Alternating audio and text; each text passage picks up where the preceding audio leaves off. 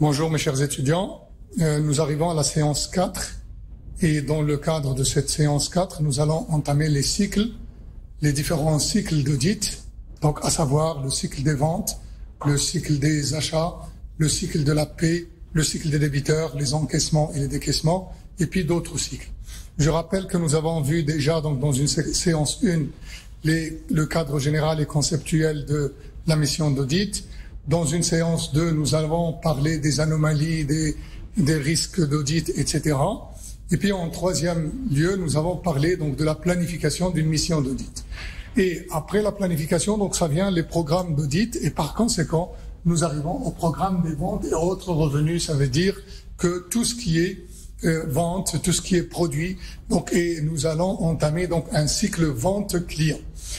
À cet effet, nous serons dans l'obligation d'établir un programme d'audit. Et ce programme d'audit, comme on l'avait rappelé au niveau de la planification, ça dépendait donc, et puis on devait mettre en place ce programme cycle par cycle et assertion par assertion, ce qui va nous ramener donc à recalculer notre seuil d'importance relative et ce qui va nous ramener donc de réévaluer donc une deuxième fois donc les risques par assertion, parce que notre analyse et notre collecte des éléments probants va dépendre donc de ces assertions.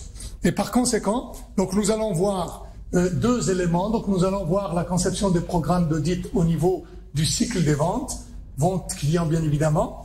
Et puis nous allons voir tout ce qui est cycle, donc identification des opérations, les risques d'anomalies relatives aux assertions, les contrôles clés et les tests et les procédés de corroboration. Dans un premier temps, concernant les programmes d'audit, donc je vais mettre l'accent sur toutes les étapes que nous allons utiliser. Donc c'est pratiquement une nouvelle planification, mais une planification donc qui dépend exactement du cycle. Donc nous allons identifier les soldes des comptes et des catégories, parce que nous avons les ventes en relation avec les comptes clients, parce que toute opération qui touche les produits, donc les produits, je dirais les produits encaissables, elle donne naissance à une créance. Et par conséquent, donc, nous allons identifier et les ventes et les comptes de contrepartie au niveau de l'actif. Nous allons voir quelles sont les assertions qui concernent ces éléments-là. Les assertions du CPC, parce que les ventes, ça concerne donc la réalité, comme on l'avait dit, l'exhaustivité, l'exactitude, la séparation des exercices ou des exercices, et puis le classement. Et on définit un petit peu en fonction des assertions les objectifs de l'audit, ça veut dire le questionnement, les questions que l'auditeur doit poser et puis auxquelles il doit répondre. On évalue les risques préliminaires donc liés au contrôle concernant ce cycle. On identifie les contrôles clés qu'on doit effectuer. On élabore donc des tests de contrôle. Donc je précise bien, les tests de contrôle seront élaborés donc en fonction de l'évaluation de risque. Et puis, s'il y a donc, et puis on avait dit ça donc au niveau de la planification, si par exemple on a conclu que les contrôles internes ne sont pas efficaces, donc les tests de contrôle, on va les arrêter. Donc on n'a plus intérêt à faire des tests de contrôle. On va opter uniquement pour une stratégie corroborative. Et puis vous avez l'évaluation finale du risque lié au contrôle. Ce qui fait, c'est à ce niveau-là qu'on va décider quels sont les niveaux les procédés qu'on va mettre en place. Donc l'élaboration des procédés de contrôle et puis la documentation. Donc voilà donc un petit peu comment on va programmer ou mettre en place le programme d'action concernant le cycle d'audit des ventes. Donc il faut identifier les assertions. Bon, c'est clair, c'est les assertions du CPC, et puis les comptes clients, c'est les assertions de bilan. Et puis on va dire quels sont les objectifs, quelles sont les questions auxquelles on doit répondre. On fait les contrôles, donc on évalue le contrôle avec toutes ces étapes. On identifie les types de contrôle, et puis on fait l'évaluation de risque. Et après, on décide donc quelle sera la stratégie qu'on va utiliser pour ce cycle. Et on recalcule, bien évidemment, donc le seuil d'importance relative. Donc on va calculer ce qu'on appelle un seuil de travaux. Je rappelle que lors des séances 2, on avait dit que les assertions, donc on a deux catégories. Donc les assertions, elles ont leur importance par rapport, et les anomalies significatives par rapport aux états de synthèse de manière globale. Et puis il y a des anomalies au niveau des assertions. Donc ce que nous allons faire donc dans le cadre du cycle vente. Donc là, vous avez quelques documents, quelques éléments de documentation. Donc je vous laisserai le soin parce que chaque auditeur, il a ses propres documents. Et puis donc ce qui nous importe le plus, c'est surtout parce que l'auditeur ne peut pas auditer et vérifier toutes les ventes. Et par conséquent, il doit procéder à un échantillonnage. Et dans ce cas-là, nous allons voir quelles sont les techniques que l'auditeur va utiliser pour les sondages, quelle est la taille de l'échantillon, quelle est la population mère, etc. Et par la suite, il va procéder à la mise en œuvre des procédés de vérification pour la collecte des éléments probants. Donc, immédiatement, nous allons passer à l'identification de la catégorie des opérations, ça veut dire qui interviennent au niveau des ventes et au niveau des comptes de contrepartie. Regardez avec moi, ici au niveau du CPC, vous avez les ventes. Donc on a les ventes, on a les avoirs, donc les rabais, remises, ristournes accordés sur les ventes, on a les escomptes de paiement, donc tout ça ce sont des opérations qui interviennent avec les ventes. Les ventes, les avoirs, les créances douteuses, on les laissera, les escomptes de paiement, tout ça, c'est les transports sur vente et tout ça, c'est des opérations qui interviennent avec les ventes. Et puis la contrepartie au niveau du bilan, c'est les débiteurs. Les débiteurs, ce sont les créanciers, ça veut dire les clients et les comptes rattachés. Donc vous avez une vente, c'est en relation directement avec les comptes clients. S'il y a des avoirs également ou des rabais, remises, ristournes accordés, c'est en relation directement avec les comptes clients. S'il y a des créances douteuses, c'est en relation avec les provisions et avec les débiteurs. Et puis s'il y a des escomptes de paiement, ils sont en relation avec le paiement, l'encaissement. Donc, ce qui fait qu'une opération de vente, ça intervient, une vente avec un client, et par la suite, lorsqu'il y aura un encaissement, c'est un compte client avec de la caisse ou la banque, et puis nous avons à utiliser 2 journaux différents. Je rappelle à ce niveau, puisqu'on parle de journaux, que au niveau de la vie réelle de l'entreprise, nous avons plusieurs cycles au niveau des ventes. Et par conséquent, on utilise des journaux auxiliaires indépendants pour chaque cycle. À titre d'exemple, nous avons les ventes, par exemple, on utilise le journal des ventes, le journal auxiliaire des ventes. Les achats, on utilise le journal auxiliaire des achats. Le journal auxiliaire de la paie, le journal auxiliaire de la caisse, de la banque, la caisse dépenses, la caisse recettes, etc.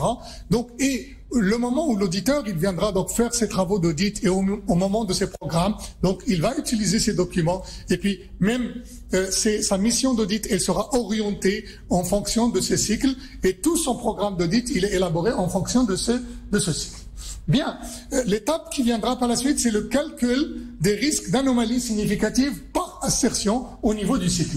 Donc nous sommes au niveau du cycle vente et par conséquent les ventes et les autres produits, ils ont une relation avec les états de résultat, ça veut dire le CPC.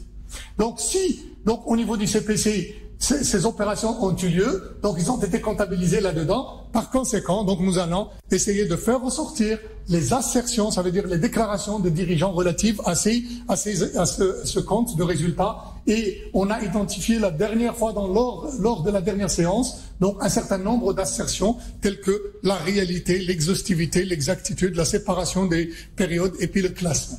Donc nous allons essayer de vérifier ces assertions et puis nous allons tracer des objectifs de l'auditeur à travers ces assertions et puis en fonction de ça, on va calculer les risques d'anomalies significatives par assertion et mettre en place les procédés de vérification par assertion, chose que nous allons voir par la suite.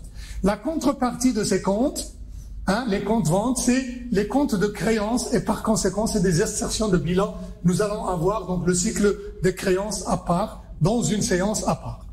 Et puis, bien évidemment, dans l'état des informations complémentaires, on va faire un état, bien évidemment, du détail du CPC, et ce qui fait que nous allons toucher également des assertions des états d'information complémentaires. Là, de manière générale, quelles sont les assertions? C'est une représentation schématique des assertions. La réalité, l'exhaustivité, l'exactitude, séparation des périodes, et puis le classement. Et à ce niveau-là, l'auditeur va traduire ces assertions en objectifs d'audit. Et en fonction de ces objectifs d'audit, il va élaborer un programme d'audit, et puis il va collecter des éléments probants suffisants, j'ai dit en quantité et en qualité suffisante, et puis il va documenter son travail d'audit. Donc, quel est l'objectif de cette assertion, dans l'assertion de la réalité, vise à ce que, c'est-à-dire toutes les opérations qui ont eu lieu, donc ont été enregistrées et puis ils ont une relation avec l'activité de l'entreprise et par conséquent, il n'y a pas d'enregistrement de vente fictive. Et puis que les ventes, il n'y a pas eu de reprise, donc d'une période à l'autre. Et puis, donc l'auditeur va essayer de s'assurer que seules les ventes qui ont eu une relation avec l'activité de l'entreprise ont été enregistrées. Et par conséquent, il doit s'assurer qu'une transaction de vente a été enregistrée une seule fois, ça veut dire qu'il n'y a pas eu donc un double travail, donc on a enregistré une fois, deux fois, trois fois, donc une seule opération. Donc il faut que les ventes soient réelles, il faut pas qu'il y ait des ventes fictives et il faut qu'il ait une relation avec l'activité de l'entreprise. Je passe aux autres assertions et après je reviendrai sur les procédés de vérification. Donc l'exhaustivité suppose que toutes les factures soient enregistrées et on doit vérifier est-ce qu'il n'y a pas eu d'omission, d'erreur, etc. Donc le service rendu également, ça veut dire s'il y a des marchandises, il faut que ça soit expédié et bien évidemment toutes les marchandises expédiées ont été facturées et ça peut avoir un impact sur une autre assertion, c'est-à-dire la séparation des exercices. L'objectif que l'auditeur va viser, c'est de s'assurer que toutes les factures ont donné lieu à un enregistrement. Et en même temps, il doit s'assurer que tous les services rendus ainsi que les marchandises expédiées ont été facturées et pour cela, il doit mettre en place des procédures lui permettant de vérifier cet objectif d'audit. Au niveau de l'exactitude, ça veut dire des montants, il faut que les chiffres soient exacts, il faut que les dates soient exactes et il faut qu'ils soient enregistrés sur les bons documents. Donc, à cet effet, l'auditeur doit s'assurer que les factures sont enregistrées en bon moment, à la bonne date et puis sur les bons documents. La séparation des exercices, c'est un principe également comptable. Ça veut dire qu'un exercice ne peut supporter que les ventes qui lui sont rattachées et par conséquent, l'auditeur doit s'assurer que les factures sont enregistrées dans la bonne période et qu'il n'y ait pas donc de décalage entre les deux périodes. On verra quelles sont les procédures qu'il doit utiliser. Et par conséquent, il doit se concentrer sur les fins d'exercice et les débuts d'exercice. Le classement, ça veut dire que les comptes, ils ont été enregistrés dans les bons comptes. La vente a été imputée donc à la mauvaise rubrique, ça c'est le risque.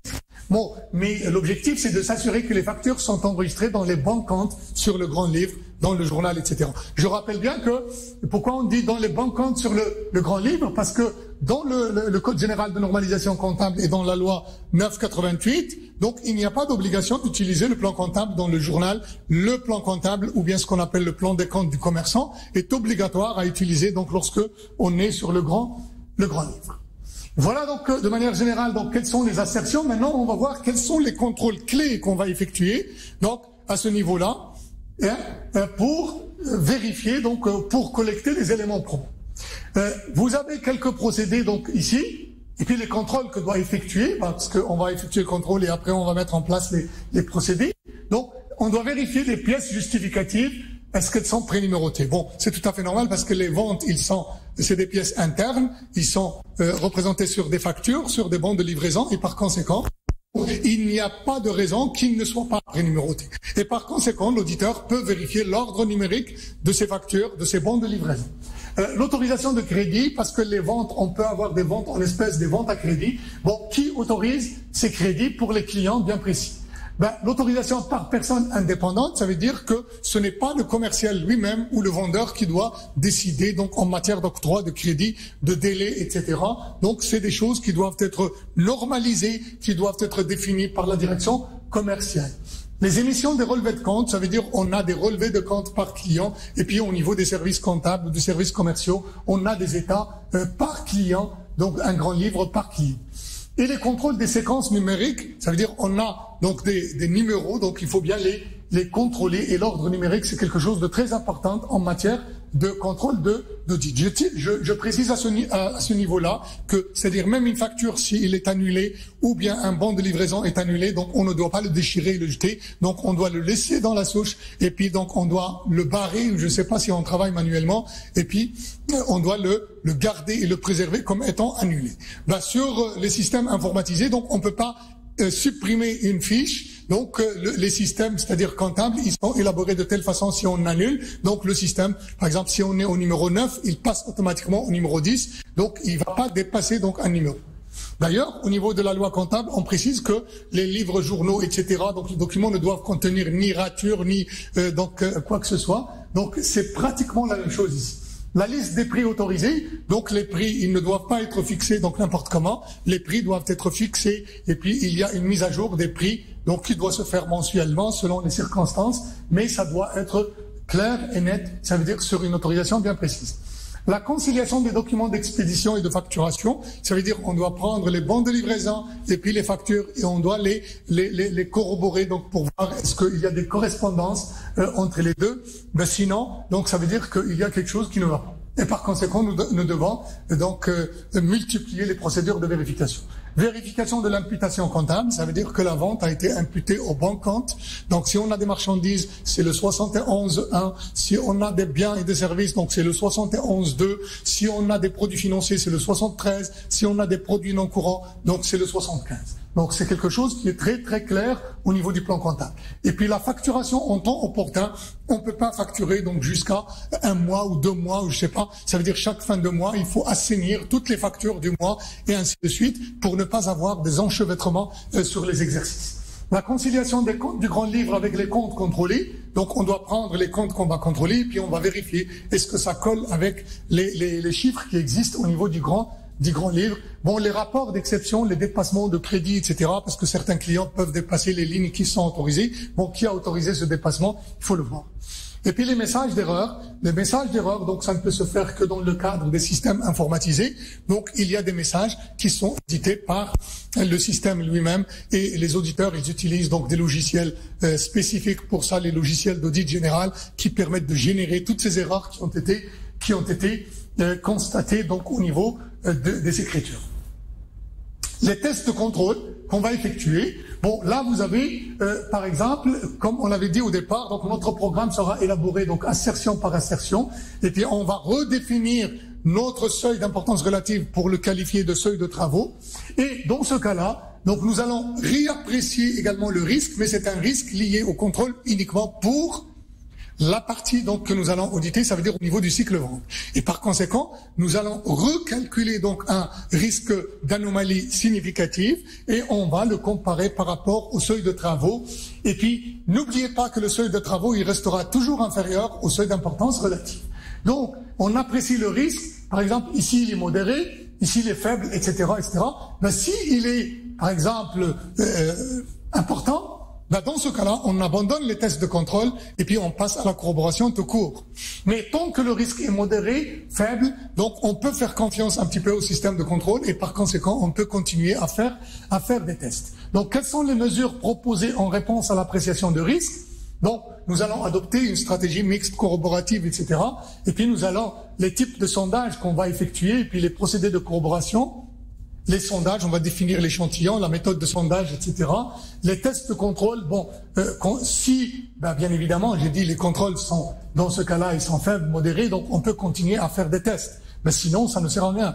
Les procédures analytiques, ça veut dire que on doit utiliser donc les outils d'analyse financière, etc. Donc des méthodes de comptabilité analytique, de comptabilité, c'est-à-dire de calcul des variations, des ventes, les marges, etc. Donc le taux des rabais, donc d'une année à l'autre, l'évolution du chiffre d'affaires. C'est ça ce qu'on appelle les procédés analytiques, et ça nous donne une idée.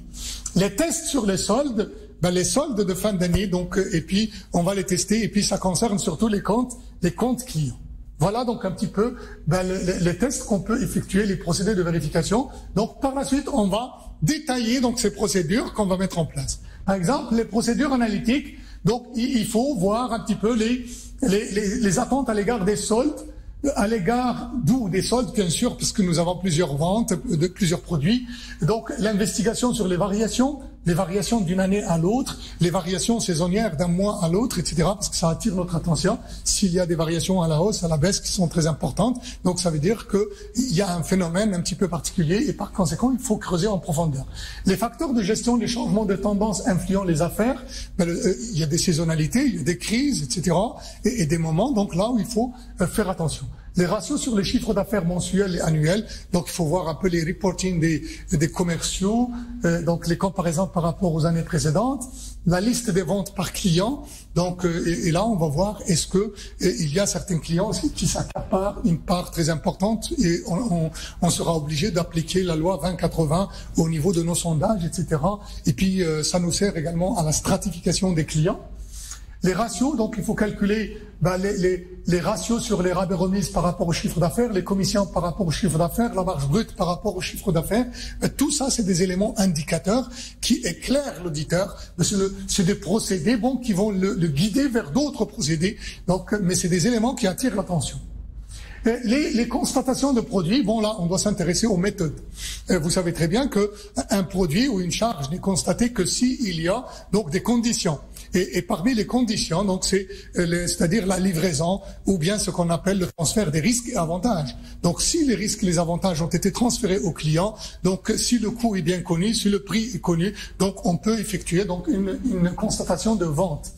Donc il faut s'intéresser aux méthodes communiquer donc sur les états financiers, parce que dans les états financiers, on a, au niveau des états d'information complémentaires, le A, les méthodes et les principes, on communique donc les méthodes propres à l'entreprise. Et puis on va examiner opération par opération de vente, on va chercher les ventes à livrer, parce que ça pose un problème. Les ventes comptabilisées avant la livraison, tout ça c'est des choses qui peuvent attirer notre attention pour s'intéresser surtout à la séparation des exercices. Le volume important de certaines opérations, si certaines opérations sont importantes, il faut obligatoirement les vérifier parce que ça sort de l'ordinaire. Les modalités de paiement inhabituelles et les longs délais, les longs délais ça pose problème parce que normalement chaque secteur il a ses propres normes en termes de délai. Et puis les conditions auxquelles l'acheteur doit satisfaire pour que la vente soit réalisée. Donc on verra est-ce que toutes les conditions qui sont exigées à une vente sont là, et puis des indications de l'existence des conditions particulières. Ça c'est des choses que l'auditeur doit examiner client par client et contrat par contrat en matière de vente. Les opérations monétaires également, il faut faire très attention parce qu'il y a des opérations qui sont faites sur le marché national, des opérations qui sont faites sur le marché international, et puis il y a des opérations non monétaires tout court. Les opérations non monétaires, c'est les opérations d'échange, par exemple. Est-ce que vraiment on a échangé les choses à leur juste valeur? Donc c'est un travail qui doit être fait, donc prise de renseignements de la direction et examen des documents afin de déterminer des opérations non monétaires.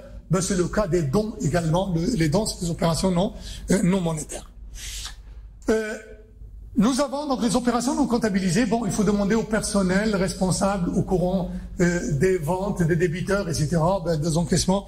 Est-ce qu'il y a effectivement des opérations non comptabilisées, des opérations qui manquent, des opérations surévaluées, sous-évaluées, des opérations inhabituelles, des commissions illicites, malgré que c'est très difficile d'en parler parce que tout ce qui est illicite, ça veut dire c'est le non dit et par conséquent ça peut relever donc des pots de vin, je sais pas, donc on peut pas en parler, donc c'est très difficile.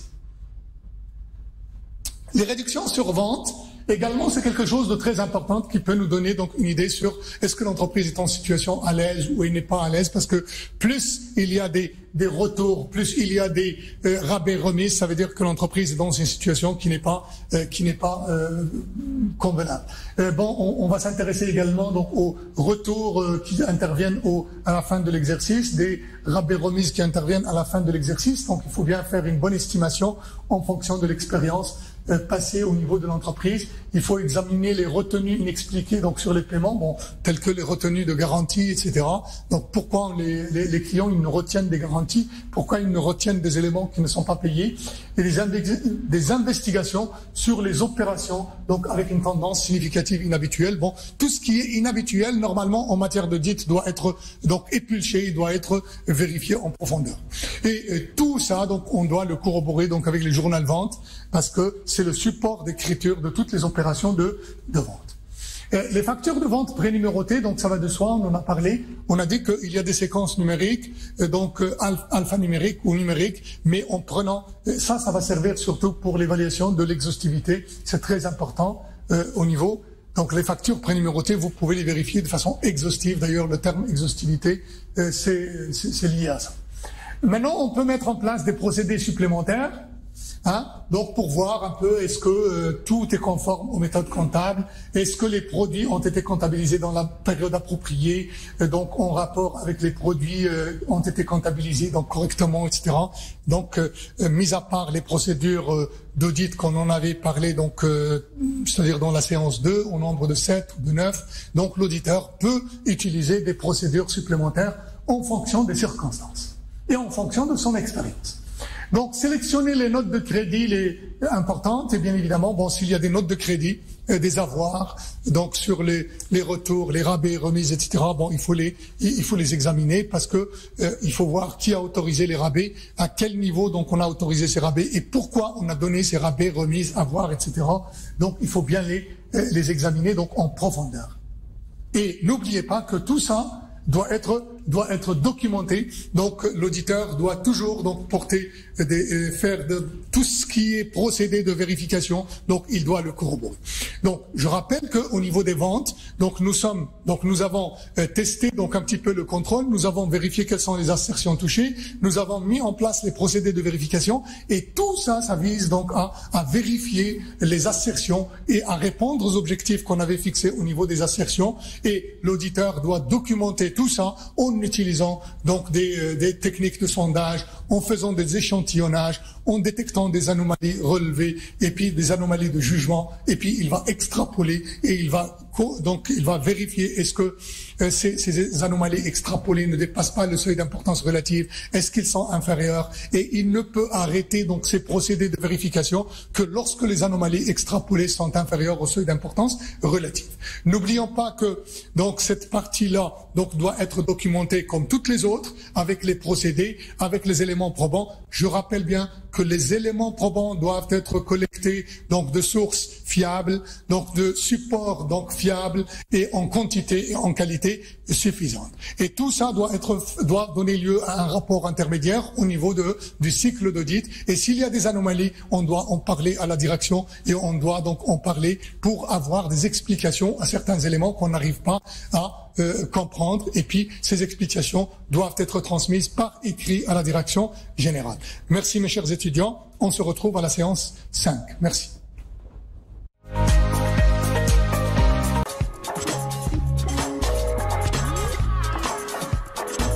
إن أعجبك الفيديو لا تنسى الإعجاب والاشتراك في القناة.